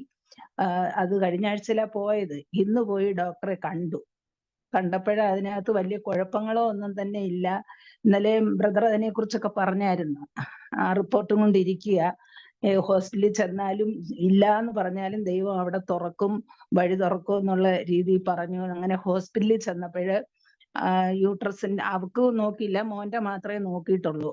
അപ്പൊ കുഴപ്പമൊന്നുമില്ല. ഒരു 42 വേണ്ടുന്ന ഏതോ ഒരെണ്ണത്തിൽ ഒരു 42 വേണ്ടുന്നത് 31 ഉള്ളൂ. അത് വലിയ കുഴപ്പങ്ങളൊന്നും ഉള്ളതല്ല എന്ന് പറഞ്ഞ് അവന് ഇച്ചിരി മെഡിസിൻ ഒക്കെ കൊടുത്ത് വിട്ടു. അപ്പൊ അതിനു മുൻപേ ഇവരുടെ ഒരു മാർച്ച് 2-ാം തീയതി മുതലേ ഇവര് കുറച്ച് പ്രശ്നങ്ങളായിട്ടൊക്കെയാണ്. അത് ഈ പെങ്കൊച്ചിന്റെ അപ്പനും അമ്മയും എല്ലാം കൂടെ വലിയ പ്രശ്നങ്ങളാക്കി. അങ്ങനെ കുടുംബജീവിതത്തിൽ തന്നെ അത് എന്റെ സാക്ഷ്യം എന്ന് പറയുന്ന ഇതിന് കുഴപ്പമൊന്നുമില്ലായിരുന്നു. അങ്ങനെ വന്ന് അത് കഴിഞ്ഞിട്ട് അവരുടെ കുടുംബജീവിതത്തില് അവരുടെ അപ്പനും അമ്മയും കൂടെ ചേർന്നിട്ട് പ്രശ്നങ്ങൾ ഉണ്ടാക്കി. അന്ന് മുതലേ ഇതിന്റെ കല്യാണം കഴിഞ്ഞന്ന് മുതലേ ഇവർക്കൊരു വിഷയങ്ങൾ ഉണ്ടായിരുന്നു. ഞങ്ങളുടെ വീട് എഴുതി അവരുടെ പേരിൽ വെക്കണം, ഇല്ലെങ്കിൽ ഈ കുടുംബജീവിതം മുമ്പോട്ട് കൊണ്ടുപോകാൻ ഞങ്ങൾക്ക് താല്പര്യമില്ല. അപ്പൊ ഈ മോളും മോനും കൂടെ ഒന്നിച്ച് ഇപ്പൊ തിരുവനന്തപുരത്ത് ടെക്നോ പാർക്കിൽ ജോലി ചെയ്യുന്നു. അവിടെ ഒരു വാടകയ്ക്ക് ഒരു വീട്ടിൽ നിൽക്കുന്നുണ്ട്. പക്ഷേങ്കിൽ അവളും പറയുന്നത് ഈ വീട് എഴുതി പേരി വെച്ചില്ലെങ്കിൽ ഈ കുടുംബജീവിതം എനിക്ക് മുമ്പോട്ട് കൊണ്ടുപോകണ്ട, ഞാൻ ഈ കുടുംബജീവിതം ബന്ധം വേർപെടുത്താൻ പോവുക എന്നും പറഞ്ഞുള്ള രീതിയിലാണ് ഇപ്പൊ അപ്പനും അമ്മയും ഈ മോളും കൂടി ഇരിക്കുന്നത്. അങ്ങനെ ഒരു ചെറിയ വിഷയം ഇതിനകത്തുണ്ട്. എങ്കിലും എന്റെ സാക്ഷ്യം എന്ന് പറയുന്നത് ഈ റിപ്പോർട്ട് ഡോക്ടറെ കാണിച്ചു, വലിയ കുഴപ്പങ്ങളൊന്നും ഇല്ല. ഒരു ചെറിയ മെഡിസിൻ ഒക്കെ കൊടുത്തിട്ടുണ്ട്, അത് കഴിക്കാൻ പറഞ്ഞു. മറ്റു കുഴപ്പങ്ങളൊന്നും ഇല്ലെന്ന് പറഞ്ഞു. തീർച്ചയായും പ്രിയാൻസന്റെ പറഞ്ഞതുപോലെ നമ്മൾ ഇന്നലെ കേട്ട വചനത്തിൽ തലമുറയുമായിട്ട് ബന്ധപ്പെട്ട വചനമാണല്ലോ. അത് കർത്താവ് ഇന്ന് അവരുടെ മുമ്പിൽ ആ റിപ്പോർട്ട് പിടിച്ചുകൊണ്ട് നിൽക്കുകയാണ്. പക്ഷെ എന്നാൽ ആ കർത്താവ് അതിൻ്റെ മേൽ പ്രവർത്തിക്കുമെന്നുള്ള ആലോചനയാണ് കേട്ടത്. അതിൻ്റെ മറുപടി പോലെ കാണുകയും ചെയ്തു. ഈ വർഷം തന്നെ കൺസീവ് ആകട്ടെ. ആ തലമുറ വരുന്നതോടു കൂടെ ആ കുടുംബത്തിൻ്റെ അകത്തുണ്ടാകുന്ന ഇപ്പം കേട്ടതുപോലെ പ്രശ്നങ്ങൾ അവരലട്ടുന്ന ആ കുടുംബ ജീവിതത്തിലെ വിള്ളലുകൾ ഇതോടെ അവസാനിക്കട്ടെ. ഞങ്ങൾ ഇപ്പോൾ പ്രാർത്ഥിക്കുന്നു. കലഹത്തെ കൊണ്ടിരുന്ന എല്ലാ ദുരാത്മാക്കളെയും യേശുവിൻ്റെ നാമത്തിൽ പുറത്താക്കുന്നു. സമാധാനം നിറയട്ടെ. എല്ലാ പിശാചിന്റെ പ്രവൃത്തികളും വിട്ടുമാറട്ടെ. ഐക്യത ഉണ്ടാകട്ടെ, നന്മ ഉണ്ടാകട്ടെ. പ്രാർത്ഥിക്കുന്നു യേശുവിന്റെ നാമത്തിൽ തന്നെ. ആമേൻ. ആമേൻ. ആമേൻ. ആമേൻ. ഹലോ, മറ്റാരുമില്ല. ഞാൻ പറഞ്ഞു സിസ്റ്ററെ. ബ്രദറെ എനിക്കൊരു സാക്ഷ്യം പറഞ്ഞു. ബ്രദറെ, ഞാൻ ബ്രദറിന് മുമ്പ് ബ്രദർ ഒരു ഇത് പറഞ്ഞായിരുന്നു. നമ്മൾ അടുക്കള തുറക്കുമ്പോ ഒരു മാവ് കാണുന്ന ആ വീടിനെ സ്പർശിച്ചു. അപ്പൊ ഞാൻ ബ്രദറിനെ വിളിച്ചത് പറഞ്ഞായിരുന്നു എന്റെ വീടാണ് എന്നുള്ളത്. അപ്പം അച്ഛന്റെ ബിസിനസ് ലാസ്റ്റ് ഒരു മന്തായിട്ട് ഭയങ്കര ഡൗൺ ആയിരുന്നു. ലിറ്ററലി ഒരു ബിസിനസ്സും സ്റ്റാർട്ട് ആയിട്ടില്ലായിരുന്നു, ഒരു ലോഡ് പോലും പോകുന്നില്ലായിരുന്നു. അങ്ങനെ കഴിഞ്ഞ ഒരാഴ്ചയായിട്ട് ഫുൾ മുടക്ക്. ഇപ്പൊ നമുക്ക് ലോഡ്, അച്ഛന് സിമെന്റിന്റെ റീറ്റെയിൽ ഷോപ്പാണ്. അപ്പം ലോഡ് പോകേണ്ടതാവുമ്പം കസ്റ്റമേഴ്സ് വരുന്ന സമയത്ത് ഫാക്ടറിയിൽ ഒന്നെങ്കിൽ റോ മെറ്റീരിയൽ തീർന്നു പോവുക, അല്ലെങ്കിൽ മിഷൻ കേടായി പോവുക. അപ്പം നമ്മുടെ കസ്റ്റമർ നമ്മുടെ കയ്യിൽ നിന്ന് പോകുമ്പോഴായിരിക്കും അത് ശരിയാവുക. അങ്ങനെ കഴിഞ്ഞ ഈ ഒരു മാസം ഏപ്രിൽ മാസത്തിൽ ഇത്രയും ദിവസമായിട്ടും ഒരു ലോഡും പോയിട്ടില്ലേത്. അപ്പൊ കഴിഞ്ഞ 3-4 ദിവസമായിട്ട് ഞാൻ എന്നും ഈ വിഷയം വെച്ച് ഞാൻ പ്രാർത്ഥിക്കുന്നുണ്ടായി. ഞാൻ അവരോട് ബ്രദറിനെ കോൺടാക്ട് ചെയ്യാൻ പറഞ്ഞിരുന്നു. പക്ഷെ മേ ബി കുറെ മെസ്സേജസ് വരുന്നത് കൊണ്ട് അവർക്ക് ബ്രദറിനെ കോൺടാക്ട് ചെയ്യാൻ പറ്റിയില്ല. അവർ മെസ്സേജ് അയച്ചായിരുന്നു, പക്ഷെ കിട്ടിയില്ല. ഞാൻ പറഞ്ഞ സാരമില്ല, ഞാൻ പ്രാർത്ഥിക്കാം എന്ന് പറഞ്ഞ് ഞാൻ പ്രാർത്ഥിച്ചു. ഇന്ന് മിഷനൊക്കെ ക്ലിയർ ആയി, ശനിയാഴ്ചത്തോടെ ക്ലിയർ ആയി. ഇന്ന് ഞങ്ങൾക്ക് ഫസ്റ്റ് ലോഡ് പോയി. ഞാനത് വളരെ സാക്ഷ്യം പറയണമെന്ന് വളരെ ആഗ്രഹത്തോടെ നിന്നൊരു വിഷയമാണ്. അപ്പം ഇന്ന് ആ ലോഡ് പോയി.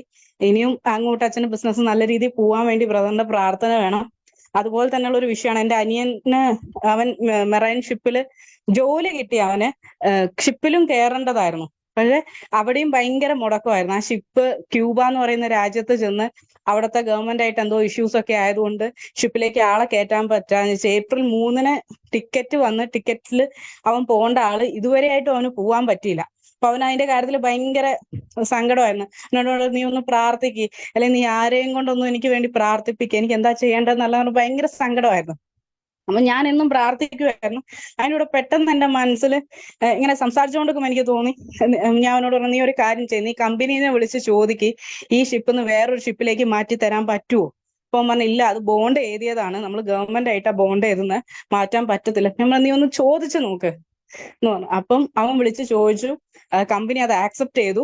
അവനിപ്പോ പുതിയ ഷിപ്പ് അലോക്കേറ്റ് ചെയ്ത് കൊടുത്തിട്ടുണ്ട്. പ്രോബബ്ലി ദൈവാനുഗ്രഹം കൊണ്ട് 2 ദിവസത്തിനുള്ളിൽ അവന് പോവാൻ പറ്റും. ഈ 2 വിഷയം എനിക്ക് എന്റെ സാക്ഷ്യമായിട്ട് പറയാണ്. ആമേൻ.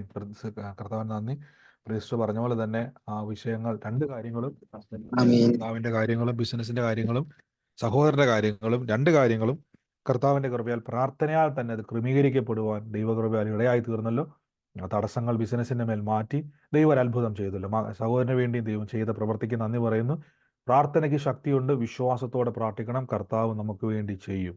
ആമേൻ. ആമേൻ. ആമേൻ. ആമേൻ.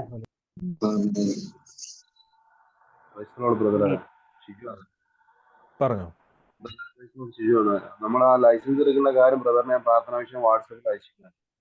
അവര് ആ വന്ന ആള് ഇപ്പൊ ലൈസൻസ് എടുക്കുന്ന പേപ്പേഴ്സും കാര്യങ്ങളൊക്കെ ശരിയായി. ഞാൻ പറഞ്ഞു, അച്ഛൻ്റെ ഒരു സുഹൃത്തിന് അയാളുടെ മുഖേന എല്ലാം ശരിയായി. ഇപ്പൊ അപ്പോയിന്റ്മെന്റിലൂടെ ലൈസൻസിന്റെ അത് കിട്ടിയിട്ടില്ല. അപ്പൊ 3 ദിവസം അവരങ്ങനെ പോയി വരുന്നതാണ്. ഒന്ന് ബ്രദർ അപ്പോയിന്റ്മെന്റ് ഇട്ടാണ് പ്രാർത്ഥിക്കുന്നത്. അതെ, ബാക്കി പേപ്പേഴ്സും കാര്യമൊക്കെ ശരിയായി. അപ്പോയിന്റ്മെന്റ് വേണം. ഇവിടെ അപ്പോയിന്റ്മെന്റ് ഉണ്ടെങ്കിലാണ് നമുക്ക് കിട്ടുള്ളൂ, ക്ലാസ് കിട്ടുള്ളൂ. 15 ദിവസമാണ് ക്ലാസ്, അത് കഴിഞ്ഞാലേ ടെസ്റ്റ് കിട്ടുള്ളൂ. ഒന്ന് പറയാൻ വേണ്ടി വിളിച്ചു. കർത്താവ്, ഞങ്ങൾ ഇപ്പോൾ തന്നെ യേശുവിന്റെ നാമത്തിൽ റിലീസ് ചെയ്ത് പ്രാർത്ഥിക്കുന്നു. വേഗത്തിൽ കർത്താവിന്റെ നാമത്തിൽ റിലീസ് ചെയ്യുന്നു. ആ ലൈസൻസ് ലഭിച്ചതിന് നന്ദി പറയുന്നു. അതിന്റെ തടസ്സങ്ങളെ ഇപ്പോൾ തന്നെ ഞങ്ങളത് ബ്രേക്ക് ചെയ്യുന്നു. കർത്താവ് അത്ഭുതം ചെയ്തതിന് നന്ദി. ഈ ദിവസങ്ങളിൽ തന്നെ വലിയൊരു കൺഫർമേഷൻ അതിന്റെ മേലെ ഉണ്ടാകട്ടെ, യേശുവിന്റെ നാമത്തിൽ തന്നെ. ആമേൻ. ആമേൻ. ഹലോ, പറഞ്ഞോ. ബ്രദറെ, ഞാൻ ലവ്ലി ആന്റിയാണ്. ഞാൻ ഇന്നാൾ പറഞ്ഞിരുന്ന ഒരു വർക്ക് എനിക്ക് കിട്ടിയിട്ടുണ്ടെന്ന് പറഞ്ഞിരുന്നു. അത് വല്ലപ്പോഴൊക്കെ ഉള്ളൂ, ഒരു ദിവസമേ ഉള്ളൂ. പക്ഷെ അതിന്റെ പൈസയൊക്കെ കിട്ടാൻ ഇച്ചിരി താമസമാണ്. പക്കയാണ് പൈസയൊക്കെ, അവർക്ക് ഇഷ്ടം ഒരു 2-3 ആഴ്ചക്കുള്ളിലൊക്കെ ഇടത്തുള്ളൂ. പക്ഷെ ഞാൻ കഴിഞ്ഞ ഷെഡ്യൂളിൽ ചെന്നപ്പം എനിക്ക് പൈസ അവര് TA തന്നില്ല. അപ്പൊ ഞാൻ വിളിച്ചു ചോദിച്ചപ്പോ അവര് പറഞ്ഞു, ആന്റി ഇനി തരണം എന്നുണ്ടെങ്കിൽ അടുത്ത ഷെഡ്യൂൾ കഴിയുമ്പോഴേ അവർ കണക്കിടത്തുള്ളൂ. അങ്ങനെയാണ് ചാനലിന്റെ നിയമം, അങ്ങനെയാണ്. അമൃത ചാനൽ അങ്ങനെയാണ്, അവരുടെ സ്വന്തം പ്രോജക്റ്റും ആയിരുന്നു. പക്ഷെ ഇന്നലെ അങ്ങോട്ട് പോകാനായിട്ട് ഞാൻ ഇവിടെ, ബ്രദറിനെ അറിയാലോ, ഞാൻ ഇവിടെ ഒറ്റപ്പെട്ട ഒരാളാണ്. വണ്ടിക്കൂലി ചോദിച്ചോ, പറഞ്ഞു വേലെടുക്കുന്നവർക്ക് വണ്ടിക്കൂലി ഇല്ലെങ്കിൽ തരാനില്ല എന്ന് പറഞ്ഞു. അപ്പോൾ ഞാൻ ഇവിടുന്ന് കടം മേടിച്ചത്, അത് അമ്മയ്ക്ക് കിട്ടിയ പെൻഷൻ അമ്മയോട് മേടിച്ചാണ് ഞാൻ അവിടെ ചെന്നത്. അവിടെ ചെന്നിട്ട് തിരിച്ചു പോരാൻ എൻ്റെ വണ്ടിക്കൂലി ഇല്ല. ഞാൻ ഓർത്ത് ഇവര് പൈസ തരുമായിരിക്കുന്നു, തന്നില്ല. ഞാൻ ഭയങ്കരമായിട്ട് വിഷമിച്ചു ബ്രദറെ. എൻ്റെ ആകെ 150 രൂപയുള്ളൂ. എനിക്ക് ഇവിടെ വരെ എത്തണമെങ്കിൽ 100-400 രൂപയോളം ആവും. അപ്പൊ ഞാൻ ഭയങ്കരമായിട്ട് വിഷമിച്ചപ്പോഴത്തേക്കിന് ഞാൻ അവസാനം അതിന്റെ ക്യാഷ്യറോട് വെച്ച്, മോനെ എനിക്ക് നിന്റെ കയ്യിൽ നിന്ന് ഒരു 500 രൂപ ഗൂഗിൾ പേ ചെയ്യ, എൻ്റെ തിരിച്ചു പോകാൻ വണ്ടിക്കൂലി ഇല്ല മോനെ എന്ന് പറഞ്ഞു. അന്നേരം അവൻ എന്നോട് പറഞ്ഞു, ആന്റി എൻ്റെയിലും ഇല്ല, എനിക്കും അങ്ങനെ എടുത്ത് തരാനൊക്കത്തില്ല. പൈസ ബാങ്കിലുണ്ട്, പക്ഷെ നമുക്ക് നിയമം അങ്ങനെയാണ്. എനിക്കങ്ങനെ നാണക്കേടുമുണ്ട്, 500 രൂപ പോലും ഇല്ലാത്ത ഒരാളെന്ന്.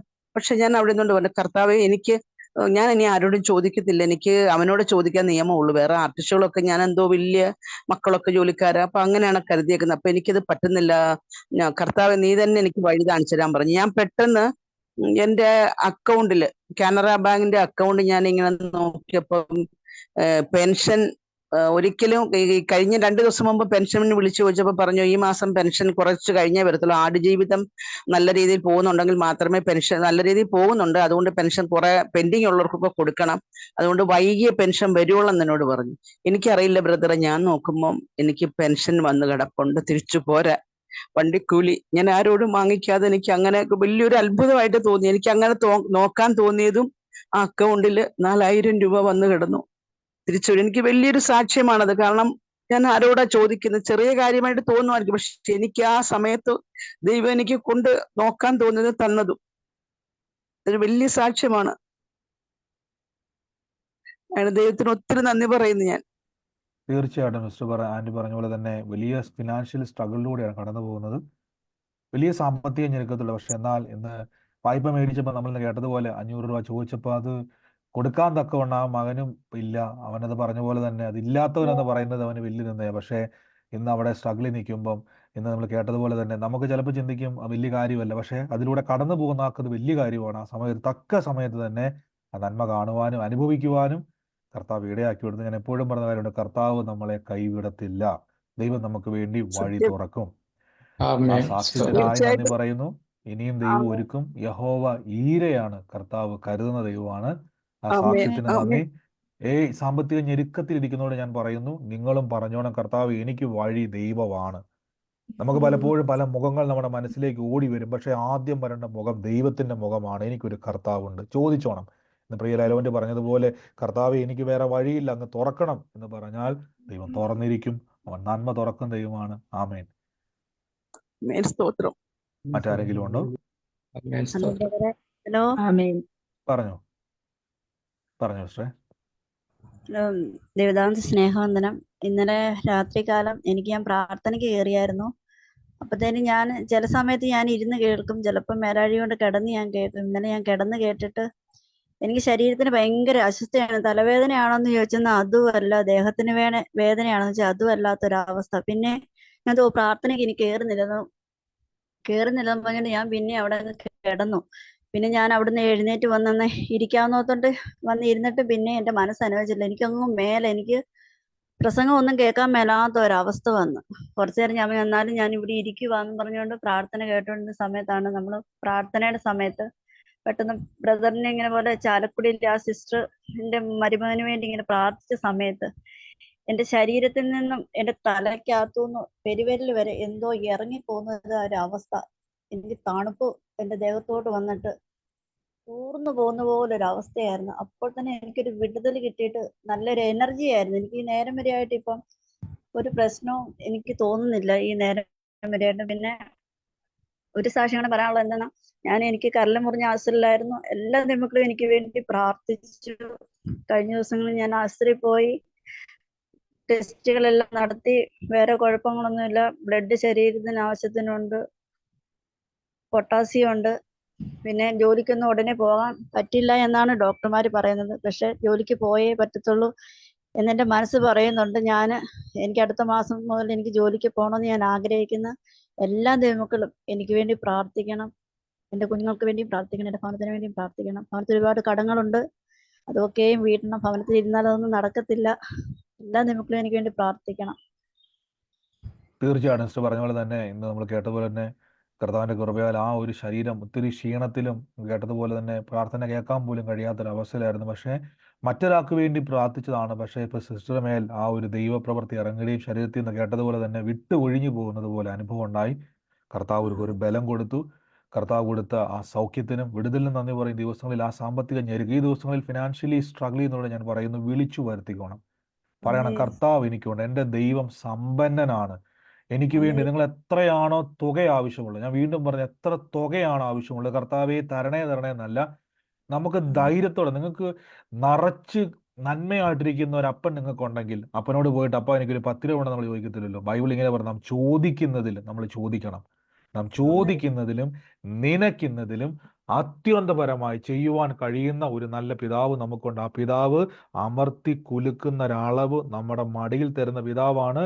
ചോദിക്കുന്നതിലും നനയ്ക്കുന്നതിലും നേൽ തരുന്ന ദൈവമാണ്. ഈ ദിവസങ്ങളിൽ വ്യക്തമായി കർത്താവ് എനിക്ക് എന്തേലും തരണമെന്നല്ല, എത്രയാ വേണ്ടത് അപ്പൻ്റെ കയ്യിലുണ്ട്. നമ്മൾ അവകാശികളാണ്. എല്ലാവരോടും ഞാൻ പറയുന്നത്, ഈ ദിവസം ഫിനാൻഷ്യലി നെരുങ്ങുന്നവർ വിളിച്ചു പറഞ്ഞാൽ എനിക്കത് വേണം കർത്താവ് എന്ന് പറഞ്ഞാൽ അവൻ തുറന്നിരിക്കും. സ്ഥലം പോരാതെ വണ്ണം അനുഗ്രഹിച്ചിരിക്കും. കർത്താവ് കൊടുത്ത സാക്ഷ്യത്തിന് നന്ദി, യേശുവിന്റെ നാമത്തിൽ തന്നെ. ആമേൻ. ആമേൻ. ആമേൻ. സ്തോത്രം. ആമേൻ. ആമേൻ. ആമേൻ. മറ്റാരുമില്ല എന്ന് ഞാൻ വിശ്വസിക്കുന്നു. മറ്റാരും സൗണ്ട് മാറ്റിയെന്ന് പറയാൻ വേണ്ടിയാണോ? മാറ്റി അല്ല, മറ്റാരുമില്ല എന്ന് ഞാൻ വിശ്വസിക്കുന്നു. നമുക്ക് ഒരുമിച്ച് കർത്താവിന്റെ സന്നിധിയിൽ വിശ്വാസ പ്രഖ്യാപനങ്ങളെ ഏറ്റുപറഞ്ഞ് പ്രാർത്ഥിക്കാം. സൗണ്ടുകളെ ഒന്ന് മ്യൂട്ട് ചെയ്താട്ടെ. നിങ്ങൾ ആയിരിക്കുന്ന സ്ഥലത്തിരുന്നുകൊണ്ട് കർത്താവെ എനിക്ക് തന്നതിനായി നന്ദി പറഞ്ഞുകൊണ്ട് വിശ്വാസ പ്രഖ്യാപനങ്ങൾ ഏറ്റുപറഞ്ഞാട്ടെ. ലഭിച്ചു എന്ന് വിശ്വസിപ്പിൻ, എന്നാൽ നിങ്ങൾക്ക് അത് ഉണ്ടാകുമെന്ന് പറഞ്ഞത്. അതുകൊണ്ട് തന്നതിനായി നന്ദി പറഞ്ഞുകൊണ്ട് കർത്താവിന്റെ വചനം ചേർത്ത് അത് പറയുക. നിങ്ങളുടെ കൺമുമ്പിൽ അത് തുറന്നു വരും. എല്ലാവരും, കർത്താവിൽ വിശ്വസിക്കുന്ന എല്ലാവരും ഇപ്പോൾ തന്നെ യേശുവിന്റെ നാമത്തിൽ ഇപ്പോൾ തന്നെ അത് ഏറ്റുപറഞ്ഞാട്ടെ.